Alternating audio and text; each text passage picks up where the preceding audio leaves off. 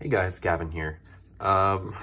So I wasn't really initially going to post this, but post-pote, I just won a 40-man locals. I was playing Despia, bread and butter. I really didn't want to be playing this deck. I actually have another deck I want to be playing for post-pote, and you guys will be seeing it on the channel very soon. I have a case tournament this weekend, so once I play in that tournament, you guys are going to see my deck. But before then, Despia's best deck, I guess. But in all actuality, this deck isn't as good anymore. There's a lot of things going into this format that makes Despia a little worse. However, there are some cool things Despia can do, and I will go over it. But before we get into the profile, I will say the new combos with Scythe and everything, I'm not a real big believer in. I get it, right? But you're adding more bricks into the deck when you don't have to, and it makes your branded fusion have to resolve even more, which I think is a big problem with the deck. But yeah, let's get into it. Kind of same bread and butter. Triple Looper, triple Tragedy, and Despia, add a little bit of and Dramaturge. So this is a little different from the last profiles I've been doing, but I put in Dramaturge again because I wanted to play a very hyper, aggro version. I want my opponent to die. I want to kill them, but in all actuality, murder is not okay. But this card is just really good. It's a negate, it's a 3k body. I beat a lot of people today with this card.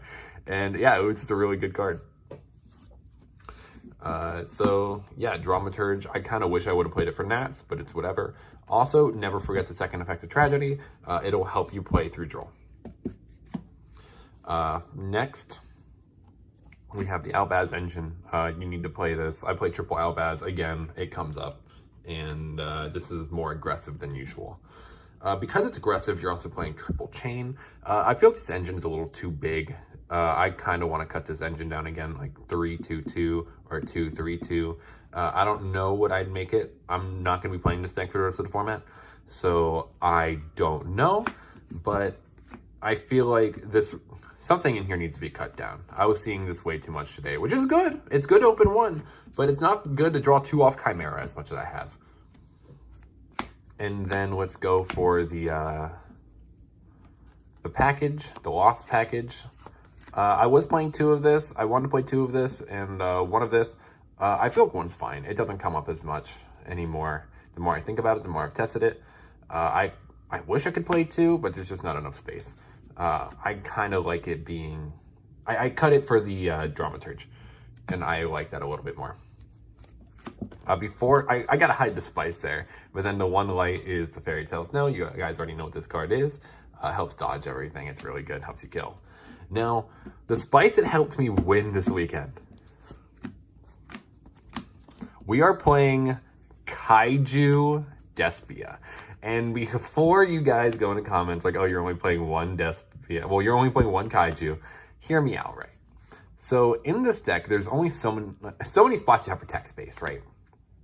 There's a lot of cards you want to use for fusion material, and there's a lot of cards you want to use for other purposes.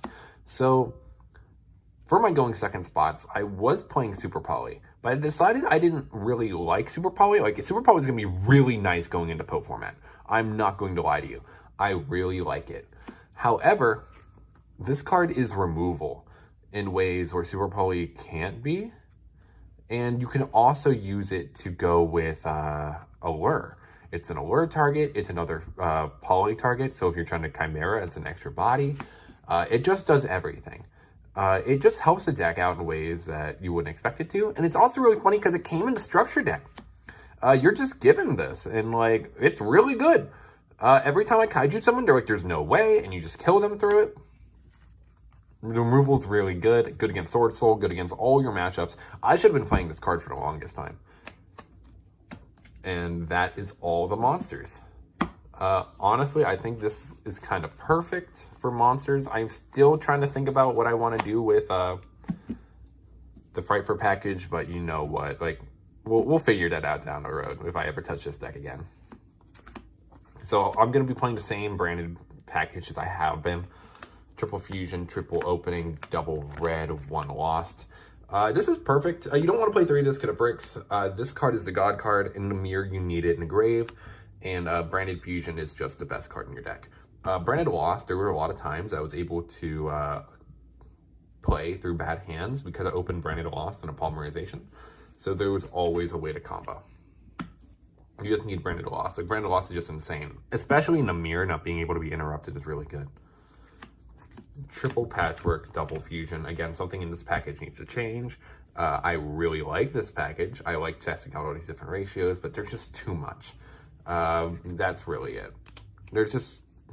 They say there's no such thing as too much of a good thing, but there definitely is in this deck. Jesus Christ, the Patchwork stuff is kind of booty cheek sometimes.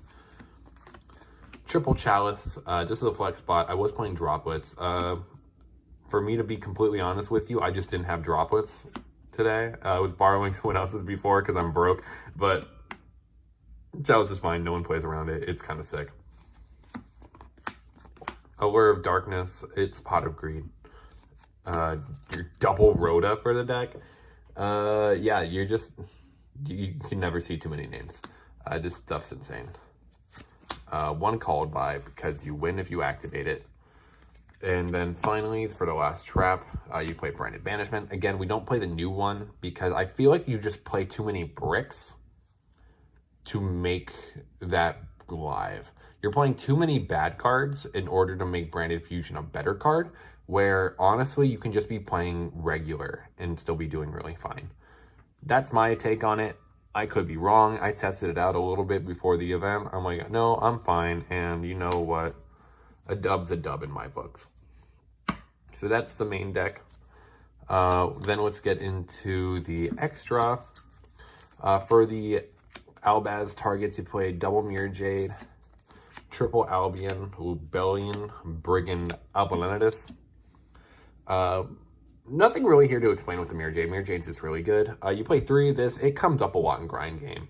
I remember Nesh put me on this, where he said, you know what, it just comes up in grind game. You don't need 2 of this, because if they're negating it and you can't get to another one, sucks to suck, right? Like, you can just always use Albion.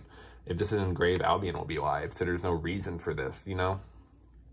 And you'd already be inside of Engine if you do it. It just comes up if you misplay a little more. Like, if you mess up, sure, the second one comes up, or like in those clutch situations, but 3 of this just is better. This summons Fallen of Albaz, searches Mercurier, so it's way better than Titanic Cloud.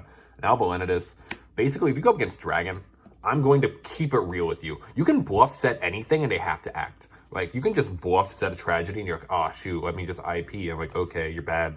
Like, just don't play a bad deck, bro. It's really that easy.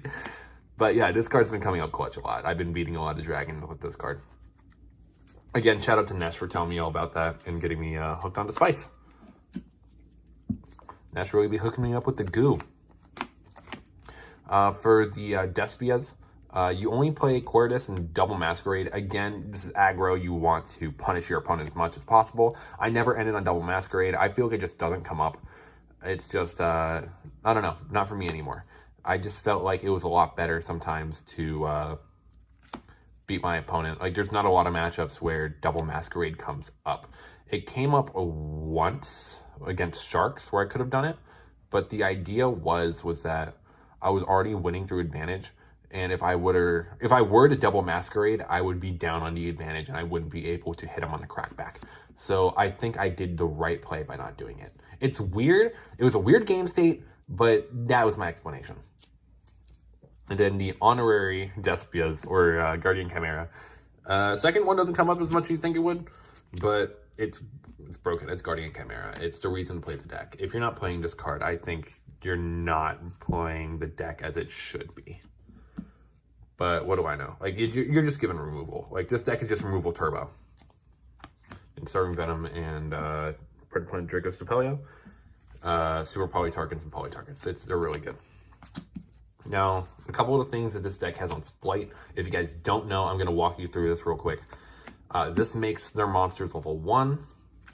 This is removal. You really need removal against Blight. This is really good against... both of these are actually really good with Banishment. Where Banishment is really good into... what's that deck? Tears. So just keep that in mind. So Super Poly, there's a lot of cards in this deck that are very good into a lot of matchups. Double Masquerade is very good against Blight. And Mirror Jade's pretty good against Blight too. Just, if you have any removal, the matchups get a lot easier. Next format's not going to be as broken with those decks as you think they would be. They're good decks. They're really good. I'm intending to play them. But it's not tier 0. You can still outplay your opponent even if they're on it.